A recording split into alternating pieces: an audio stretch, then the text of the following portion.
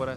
यानी आपको तो 1998 का वो दिन याद होगा जब पाकिस्तान एटमी ताकत बना। हाँ, क्या कर रहे थे आप और क्या हालात थे मुल्क में, कितनी को खुशी थी? उस टाइम ठीक थे।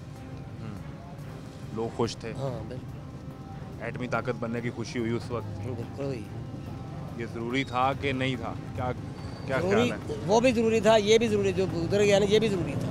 ये जो अभी हमने किया है, हाँ 10 मई को। जो 10 मई को जवाब दिया है, आप समझते हैं ये बड़ा ज़रूरी था? बहुत ज़रूरी। दुश्मन को समझ आ गई होगी कि अब इधर का मुँह नहीं करना। उम्मीद तय नहीं करेगा। उम्मीद है। हाँ। नहीं तो दोबारा आया तो फिर दोबारा वो उसका उससे ज़्यादा जवाब मिलेगा। तो किसी मौके पर आपकी ज़रूरत पड़ गई, हम हाज़िर हैं इंशाल्लाह। देख लें। ठीक है ना, किसको नशे आपकी देखते रहे। उम्र हो गई, 60 साल के आप हो गए, हाँ, तो आपने क्या लड़ना है जाके? नहीं, लड़ने की बात नहीं, वो तो किसी को आगे करते ही नहीं ना। अवाम को तो आगे करते ही नहीं। हमारी फौज को- अवाम का जज्बा है बस। अच्छा, तो ये अगर हम एटमी ताकत ना होते, यानी हम 98 में ताकत 98 में बने, लेकिन उसका असल जो हमें फील हुआ, जो महसूस हुआ, वो तो 27 साल बाद जाके असर महसूस हुआ 2025 में। हाँ, ये पता चला कि दुनिया को पता चला कि इधर जाए गया तेरा ने बटन दबा देना है। वजह है कि उससे पहले ये नौबत ही नहीं आई। कोई ऐसी नौबत नहीं आई। हाँ। आपका क्या ख्याल है कि जब ये 10 मई की फजर की नमाज के बाद जब हमला शुरू हुआ और फिर दरमियान में पाकिस्तान में एक दफ़ा ये भी खबर चली कि पाकिस्तान अपनी एटमी हथियार इस्तेमाल करने जा रहा है, तो फिर भागा भारत अमेरिका के पास कि मेरी जान बचाएं इनसे। वो तो 2-3 घंटे बाद ये मिनटों पे आ गया था। मिनटों में आ गया था, मेरी जान बचाओ। ना उन्हें अंदाज़ा हो गया था। वो उसे ये भी पता था कि ये अमेरिका के मानते हैं, इसलिए उसको उसका मतलब लेनी पड़ी। तो आपका ख्याल है कि वो जो सीज़ फायर किया अच्छी बात है, रुक गए? ज़ाहिर है, फिर माननी तो पड़ती है ना किसी को, ये तो है। और हम जिम्मेदार रियासत है ना, हाँ जी। हमें कहीं अपना अगर अपने दिफा के लिए कुछ चीज़ इस्तेमाल भी करनी पड़ी तो जिम्मेदारी के साथ। हमने देखे उनके बच्चों को, उनकी ख़वातीन को, उनके शहरी इलाकों को निशाना नहीं बनाया। नहीं, उन्होंने हमला किया तो हमारी मस्जिदों के ऊपर हमला किया। अल्लाह के घर पहले पे, उसने ज्यादती की है। अल्लाह के घर पे जहाँ पे अल्लाह का नाम लेते हैं, खुदा ताला को याद करते हैं, वहाँ कौन हमला करता है? हो गया, काफर ही करता है। बिल्कुल ठीक। तो अब आपको खुशी है हमारे एटमी कुव्वत बनने पे कि नहीं है? हाँ जी, क्यों नहीं। और अब हमने को माशी कुव्वत भी बनना है कि नहीं, को मईशत ठीक करनी है या नहीं?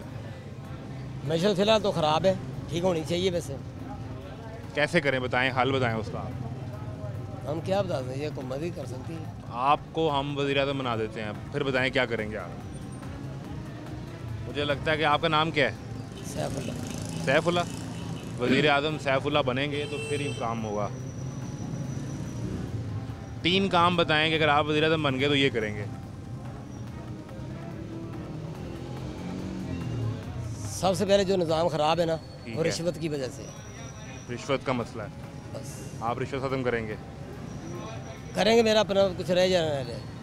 आप रहें ना रहें, रिश्वत ख़त्म करूँगा, रिश्वत ख़त्म करनी जो है। इन हुक्मरानों से नहीं हो सकी। मिसाल के तौर पे मुझे गवर्नमेंट तनख्वाह मकबूल दे रही है, ठीक है, ठीक है, तो मुझे उसी में गुजारा करना चाहिए ना। बिल्कुल ठीक है, कुछ दिनों की बाद मैं ट्रेन पे सफ़र कर रहा था, ठीक है। उसके अंदर मुझे एक आदमी मिला है, हम्म, वो कह रहा है मैंने सऊदीया में 14 साल ड्राइवरी की है। ठीक है। जब फर्स्ट टाइम मैं गया हूँ ना, तो कोई गलती हो गई, तो उस शुरता कहते हैं ना पुलिस वाले को, उसने मुझे रोका है।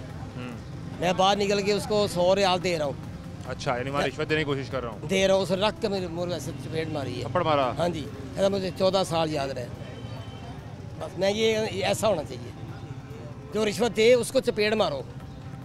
ये अपनी जेबें गर्म करते हैं, निज़ाम ख़राब हो जाता है। और फिर 14 साल में सऊदीया कहाँ से कहाँ पहुँच गया, कितनी तरक्की कर गया। हाँ देख लो, ऐसे ही है ना। यहाँ जो तो यहाँ उधर भी ऐसा, अब भी ऐसा ही है। यहाँ जो रिश्वत ना दे उसको चपेट पड़ती है, जो बाहर निकल के पैसे ना दे उसको चपेट पड़ती है। हाँ, जो दे सत्ते खैराने ना, उन्हें तो बारे नहीं आ रहे ने, ऐसा है कि नहीं? बिल्कुल सही। तो हमें अब ये वाली एक जंग भी लड़नी है, यानी ये काम सबसे पहले करने की ज़रूरत है। यहाँ ये होना चाहिए। बिल्कुल ठीक। ये लोग हुक्मरानों को बदनाम करते हैं। ये लोग हुक्मरानों को बदनाम करते हैं। पाकिस्तान एक एटमी रियासत है, हम अपना दिफा करना जानते हैं। हमारे जो साहिब इक़्तिदार देख रहे हैं, हमने जिस तरह यानी 1970 से एटमी प्रोजेक्ट का आगाज़ हुआ, दरमियान में भुट्टो साहब आए, जनरल ज़िया आए, फिर पीपल्स पार्टी आई, फिर नून लीग आई, फिर पीपल्स पार्टी आई, फिर PMLN की हुकूमत आई। यानी हुकूमतें बदलती रहीं लेकिन एक पॉलिसी जिस पे पाकिस्तान आखिरी दफ़ा शायद इकट्ठा हुआ था वो ये था कि हमने मुल्क को एटमी ताकत बनाना है। हमने एक दफ़ा फिर इकट्ठे होकर 2025 में जिस दुश्मन के ख़िलाफ़ एटमी ताकत बने थे उसे जवाब दे दिया है। हम इस इत्तेहाद को एक दफ़ा फिर इस्तेमाल करें और किसी की हुकूमत रहे, चाहे वज़ीर आज़म शहबाज शरीफ बने, चाहे पीपल्स पार्टी से कोई वज़ीर आज़म आ जाए, चाहे अडयाला वाले साहब वज़ीर आज़म बन जाएं, एक वादा, एक पॉलिसी हमें डिज़ाइन करने की आज फिर ज़रूरत है। जिस तरह एटमी पॉलिसी डिज़ाइन की थी कि हमने इस मुल्क को एटमी ताकत के साथ मुआशी ताकत बनाना है।